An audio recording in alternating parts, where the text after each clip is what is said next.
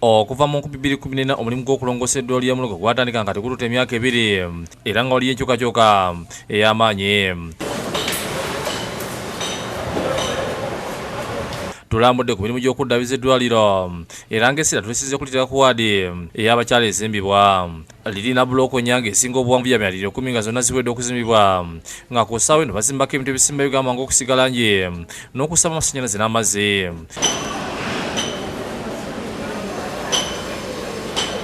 Omwogezi w'eddwaliro ly'e Mulago Kusasira ategeeza nti eddwaliro ly'abakyala liyitibwa Specialized Maternal and Neonatal Health Care Unit nga ligenda kuba nga likola ku bakyala bokka wabula nga si buli omu tyanakkirizibwa okugendayo.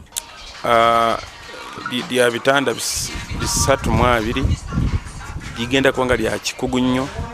Abakyala bonna ab'embuto abafuna ebizibu nga bazaala, abaana abazaalibwa nga balina ebizibu oba bano abazaalibwa nga tebannaba kutuuka, abo bonna tugenda kuba nga tubakolera mu ddwaliro eryo. Agambye nti lirina ebitanda 32 byokka nga biringa ebituno wabula nga bagenda kubajanjabira ku mutindo gwa kikugu. Olwedde twatandise okugula ebyuma eby'ekikugu nnyo bye tugenda kuba nga tukozesa.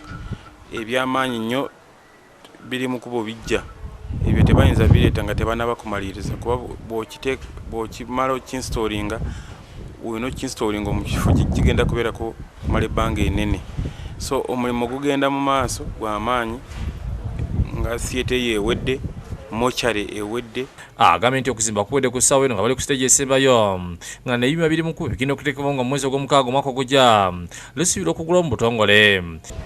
Omwaka guno ogujja tujja kuba nga tumaliriza omulimu guno gw'okuddaabiriza e Mulago omupya. Asirya abantu okusigala nga bagumiikiriza wadde wabadde okukeerebwamu. Isima Nsubuga yakusakidde Green ku Lwabukedde TV.